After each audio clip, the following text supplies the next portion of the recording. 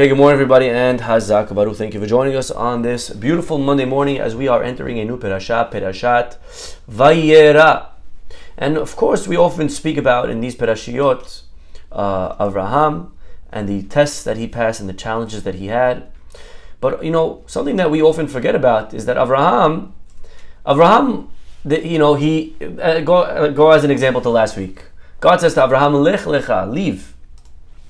And those are the first words that we have recorded that God says to Avraham, and it's a big test. It's the first test of 10 according to the commentaries. But Avraham doesn't go alone. Who else is with Avraham? Avraham, the pasuk says, he goes with Lot. Lot also is very involved. But we find that Lot somehow doesn't make it big in history. Even though, if you think about it, Lot's test of passing, the idea that Lot should go with Avraham is even greater than Avraham. Avraham has heard it from God himself. So as impressive as that is, not as impressive as if Lot, didn't hear it from God. Lot requires a greater leap of faith for Lot to go and follow Avraham Avinu. That's not easy. But he does it. And you would think that Lot, if I showed you two people, which one would come out greater? I'd say Lot has more potential maybe. Lot did something much bigger. But we don't find that Lot succeeds really. We find that Lot, although he goes with Avraham, he eventually leaves him. He winds up in Sodom, and he gets in a lot of trouble in Sodom. Over there in Sodom, he gets caught up in the World War I, the 4 kings versus the 5 kings. We find this week that when Sodom is being destroyed, again, Lot needs his uncle Avraham's merit, and they go out and they save him, right? And then even what happens after Lot with his 2 daughters, very ugly. We find that Lot sleeps with his 2 daughters, and he has 2 nations, Ammon and Moab. But whatever happens to Lot, what happened to the guy? He seems in the beginning so promising. It looks like the guy really has so much potential. You could put your money on him. But he very quickly just fades and he becomes a nobody. What was Lot missing, my friends? So I want to talk today about a very important idea. Baruch atah Adonai Eloheinu melech haolam she'akol nהיה b'doro. Lot was lacking in one word. In English, a good wife. Okay, maybe he was missing a good wife. You know what they say, right? Behind every successful man stands a surprised mother-in-law. Okay, fine. That's not what they say. But either way, what was Lot missing? Lot lacked in one area. In English, it's a word. The word is commitment. Lot was lacking in commitment. You see, Lot was ready to follow Avraham. He's ready to go Israel, leave everything, sacrifice. He's ready to sacrifice for his religion. But one condition. So long that it's rewarding. I'm ready to follow God if God's going to follow me. I'm ready to give when I'm going to receive. For Lot, religion was like a business transaction. It was quid pro quo. I'm ready to do, but I need to see in return. I'm ready to, and there's many people like that today, even Jews. I want to keep Shabbat, but I'm expecting Monday morning, I want to see the check come in. I want to see that listing finally sell. I need to see $1 million order placed, right? I'm ready to do, but I need to see in return. And the moment it gets difficult, the moment Lot doesn't anymore see blessing coming back, the moment Lot realizes that it may be not as promising as it looked, he abandons ship. He's out. Some people in life, they love something, but that love is very superficial. They don't really love that thing. They're not committed. They're really loving themselves. In a relationship, you think about people that are in a relationship. Some people, they get into a marriage and they're, you look in America, I don't know if you knew this, relationship, life expectancy of a relationship, anyone know how long? How long is the average relationship? 2 years and 9 months. Okay? I'm not sure if that's including the Tamagotchi and all those toys relationships. But either way, the average relationship is 2 years and 9 months. It's crazy. Because we live in a world that doesn't understand the secret of commitment. The world that we live in, what does it mean, commit? Think about what do you do when it gets hard in your in anything? If you don't like you bought something on Amazon, what do? You return it. Today, disposable. We are the disposable generation. I want you to write those words down. Today, if you don't like it, you send it back. If you don't like it, you return it. In my house, I have 2 piles of boxes, incoming and outgoing. Stuff coming in, stuff going out. That's what we're in. That's where we live today. Today, you can just send it back. My grandma, I remember my grandma, I would go to her house. My grandparents, they had the same couch from when I was born. They never got rid of the couch. It was for 80 years. You bought the couch once in your life. I don't know. That's what it was. With the same hard plastic that go, remember those plastics that they go on the couch? That's what they were. They had commitment. Today, everything's disposable. When you take that and you transfer it now into a relationship, now it gets hard. Why should I stay with you? You think about lottery winners. I don't know if you're all going out to buy your lottery tickets today, but good luck. If it's good for you, you should win. But you know what the first thing people do after they win the lottery is? First thing I saw one time a study. First thing, they get divorced. They get rid of their spouse because I was only married to you anyways for your money, and now that I don't need you for your money, I'm out. Go take half and leave me alone.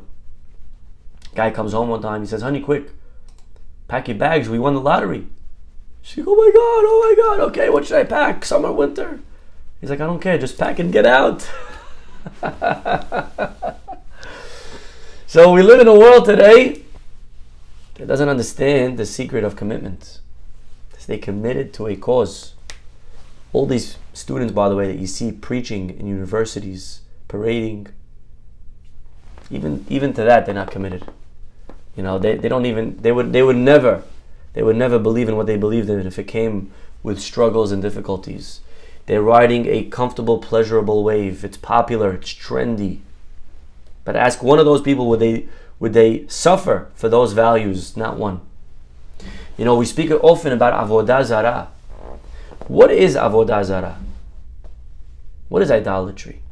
There's many ways of avodah zarah. Today's version is anger. You get angry today. That's avodah zarah. 100%. The person who gets angry is because he's God. And how dare you go against me? Right? We could talk about that. But really, just to go back for a minute, idolatry, what's the difference between avodah zarah and monotheism? What's the difference? One God, many gods, who cares? Same thing. You believe in a higher power. Does it matter if it's one or multiple? And why does it matter? Is it just because it's just not true? Is there a fundamental difference? The difference, my friends, the belief of many gods is the following. You believe there are many gods up there, and each god is fighting and competing with the other. And they need your vote. And the more humans that vote for them and empower them and have statues of them and talk about them and pray to them, that God now feels superior to the other gods. Because how many humans pray to you today? 83. I got 694. Loser. Right? And that's what it is in their belief system. Many gods, because and each one, and if I pray to you, Mr. God, I'm going to need you to give me back, obviously, because that's what we're doing. I scratch your back, you scratch mine. That's what this relationship is. I'll empower you, I'll make you above the other gods, but you got to give me children, got to give me health, got to give me money. I need blessing. It's a very transactional type of religion.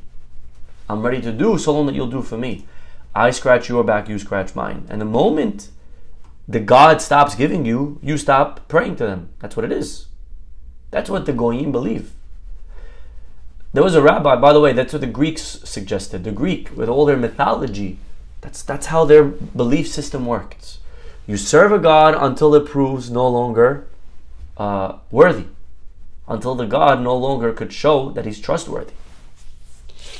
There was a rabbi in the Gemara. His name was Antignos. You could tell right away that's a Greek name. He lived in Greek times. And Antignos has to teach us one piece of advice in Pirkei Avot. And of all the different pieces of wisdom that he could teach you, he teaches you one thing. You know what he says?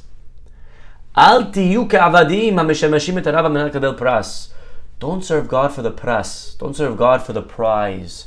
Don't serve God because you think he'll serve you back. Because that's a Greek way of thinking. That's how they live. They do, stolen that they'll receive. Mutualism. That's how they think. But that's not how we think. We serve for love. When you're in a relationship that you love the person that you're next to, you don't serve them, you don't give them because they're going to give you back. When you love someone, love doesn't need a reason. You're committed to them.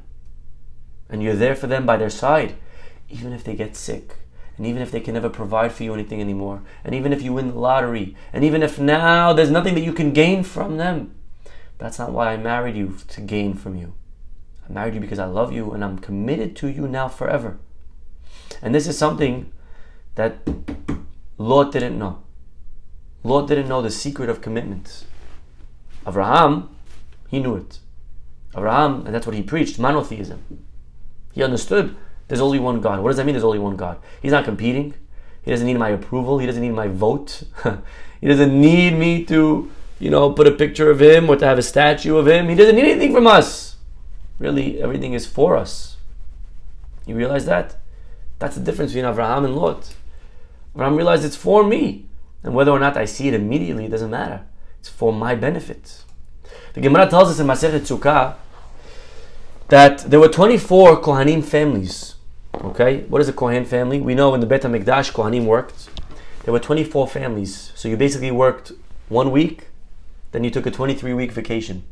Okay? Like some people I know today. Okay, either way. You work for 1 week, and then you take off for 23. And then you go for another week. So you work almost 2 weeks a year. This is every Kohen family. The Gemara tells us one of the families, their name was Bilga. And Bilga was penalized. There were certain sanctions placed on the Bilga family. Why? What did they do wrong? Not them, but their daughter. They had a good daughter, Miriam bat Bilga. Miriam, she was a bad Jew, and therefore her family was penalized. Why was she a bad Jew? What did she do wrong? So the Gemara tells us not just that she did wrong. Look at what she did. You ready? First of all, she married a Greek officer. Now, that alone is bad, right? We don't intermarry, but that's not a reason to punish a family. Okay, some kids, they go off the derech. It's sad, but you punish a whole family because of one kid? There's big rabbis that their kids, unfortunately, are not connected. What are you punishing the rabbi for? But here's what Miriam does. On her way back in, one day, this is when the Greeks were occupying Jerusalem. Gemara tells us that she comes in with all the Greeks, and as they take over the temple, she takes her sandal and she starts hitting the Mizbeach. And she says, Locus, locus, wolf, wolf. Ad matai, for how long are you going to eat from the Jewish people's korbanot and not stand by their side protecting them?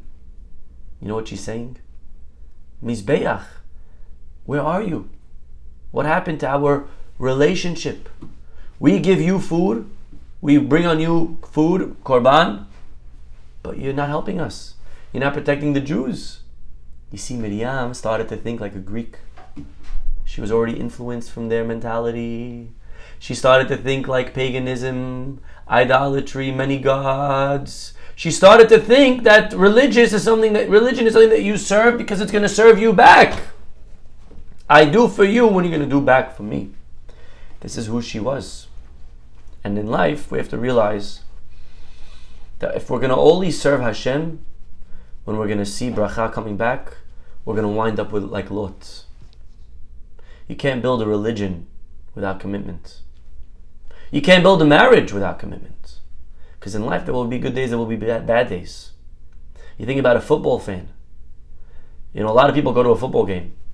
Some people are there for the football. Some people are there for a nice tailgate. Some barbecue. Different reasons why people go to a football game. Like hockey, right? My friend told me. He said, I went to the hockey game and there was a fight and they also happened to be hitting the puck. Right? Most people go to the hockey game because they know they're going to see a good fight. But either way, you think about a football game and there's a lot of people there, different reasons. How do you know who's a real fan? How do you know? Is there a way to tell? Everyone has the jersey. Everyone's, yelling, first down, right? Everyone's doing the same things. How do you know who's a real fan? You know how you know? You know when the game, when your team losing by 20 and there's 3 minutes left and there's no way they're coming back. What do you do? What do you do when it's raining or snowing? An average fan, all right, I'm out, had you, see you later. It's cold, it's raining, they're losing, tired. A die-hard fan, they're not leaving that game because they're committed. When you love something, you don't leave. Ask yourself, at what point are you ready to stop performing mitzvot? And you'll have the answer of how committed you are. At what point do I stop? How difficult does it have to get for me to not anymore do prayer? At what point do I not go to shul? The more I'm able to push myself, the more I show how much I love it. If a small little drizzle is enough to prevent me from going to shul, that says something about my relationship to prayer. If a small excuse is enough for me to not spend time with my wife, that shows you how much the guy loves his wife. So in life, we have to ask ourselves, how committed are we to what we believe in? How committed are we to what we love? And Lot forgets this. Lot doesn't understand the secret to commitment. But our rabbis tell us that where Lot fails, he was given a chance to redeem himself. Anyone know where? Lot is given a chance to redeem himself, but not himself, but his grandkid. Lot, you see, had a descendant. Her name was Ruth. Ruth, remember Ruth Moaviyah? Ruth, she comes from Moab. Moab is what Lot named it. Lot's daughter named the child after they had a baby together. Moab. Ruth, our rabbis tell us, has a chance letaken to fix what Lot messed up. You see, because Ruth also now enters this religion, like Avraham. You see, Lot goes with Avraham for money, fame. Ruth, same thing. She follows Avraham's granddaughter Naomi. You see, before it was two men, Avraham and Lot. Now it's two women, Naomi and Ruth, but it's the same people. It's Avraham's granddaughter and it's Lot's granddaughter. And now Ruth marries this guy for his money, his looks, he's young, he's good looking, who knows? And all of a sudden it goes south. And the husband dies. And they're poor. And there's almost nothing anymore that they could offer me. So why am I still in this relationship? And that's what Orpah says. That's what Ruth's sister says. You see, Ruth and her sister married two Jewish boys. And what does Orpah do? The moment it gets challenging, she does what her grandpa did, Lot. She says, see you later. And when Avraham says to Lot, Hiparedna me'alai, go somewhere else. Lot says, okay. Orpah says, okay. Orpah says, all right. I'll see you later. Love you, Mom. Good luck. Because Lot, her connection, like the Pasuk says, Orpa, excuse me. Vatishak Orpa lahamota. Orpa's connection was very vatishak. You know what's a neshika in Hebrew? A kiss. A kiss is very superficial. It's on, but it's not part of it. It's just on the outside. When you kiss something, kissing the outside, you're touching, but it's superficial connection.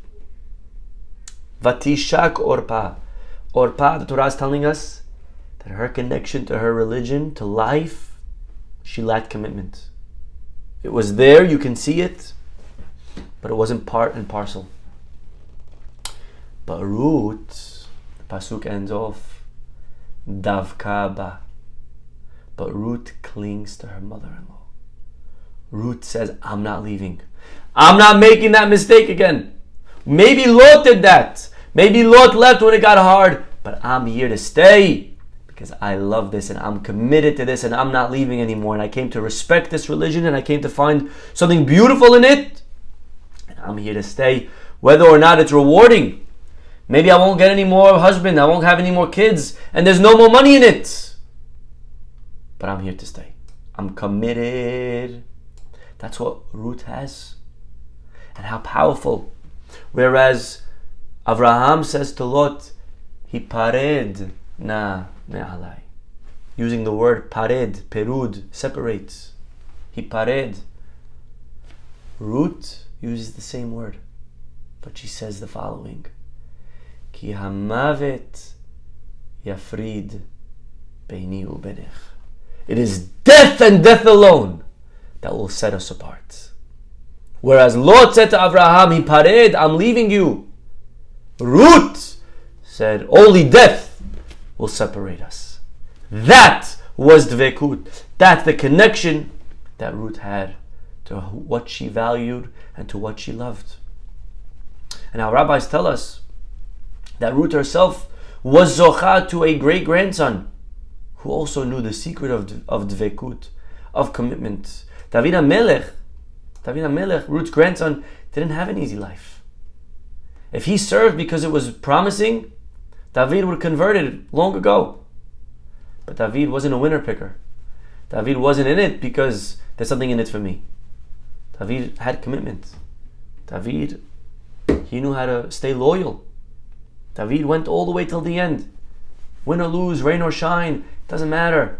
David stuck till the end.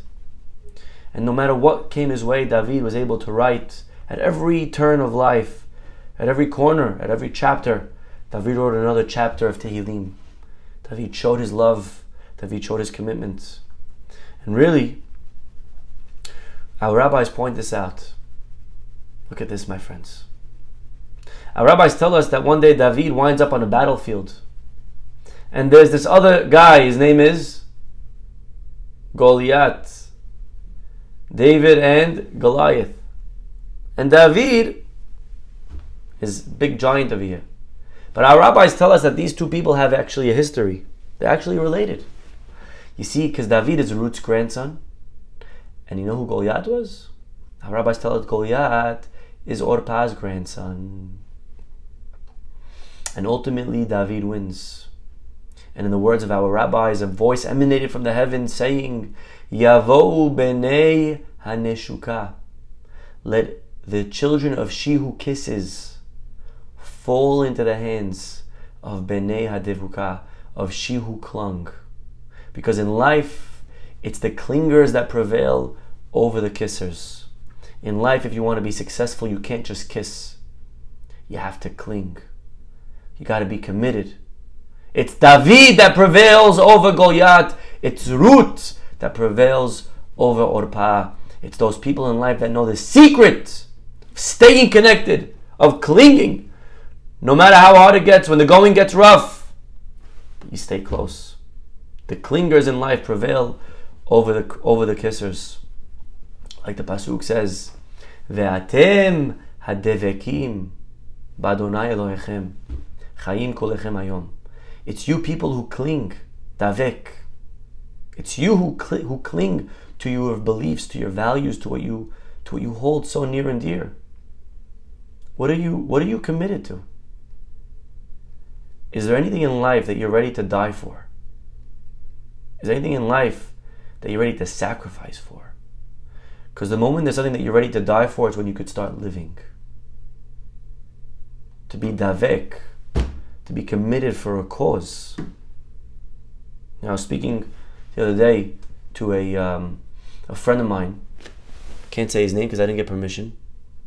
But he's undergoing conversion. He's born not Jewish. He's undergoing gerut, conversion.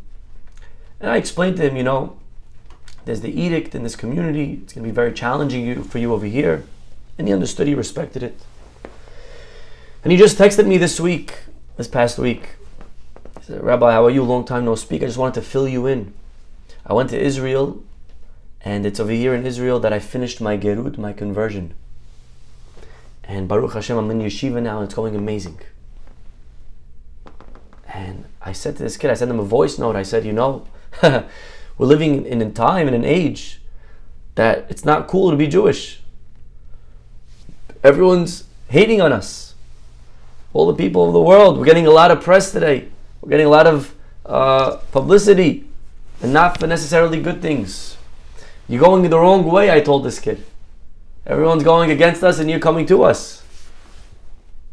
And he responded back, because Rabbi, when you love something, you do it even when it's not popular. When you love something, you're committed no matter what. That's dvekut, Rabotai. That's to stay close to our love for the people around us. Yes, there are times that I will get into a fight with my spouse. There's times that maybe they'll say something hurtful. But do I know the secret of commitment? Am I able to stay and to provide for them no matter what they said to me? As hurtful as it may have been. But right now they need me. And the truth is, Avraham Avinu, he's not only committed to God, but I want to tell you a secret. Avraham Avinu is committed to people. Because Avraham Avinu, when God tells him that his brother, when he finds out that Lot is taken captive, what does Avraham say? Avraham, I'll tell you what I would have said. Good for him. That'll teach him. That'll show him. You want to leave me, Lot, for people of Sodom? Good luck.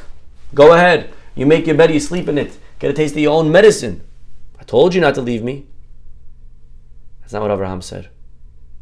He left you. He hurt you. He joined your enemy, Sodom. But right now he needs me. And Lot goes and he fights and he's ready to die for Lot. Because he's my nephew. He's family. And he's my brother. And I'm committed to him. Avraham's committed to God, to family, to his values. He's committed. And it doesn't matter how hard it gets, I'm here to stay. In life, it's the dvekim. It's those people that know how to cling that will succeed. May Hashem bless us and help us to be able to learn from the mistakes of Lot, from the mistake of Orpah, to not view God in this transactional way that I do for him because he's going to do for me. To remember that ultimately I serve even when I'm not going to be served back. To stay committed, and ultimately that's how we will build our relationships, that's how we build our religion, that's how we will build our marriages, and we'll be zocheh, like the pasuk promises, chayim, to life in all different areas of our lives. Amen. Have a wonderful day, everybody. God willing, we'll see you all tomorrow. Bye-bye.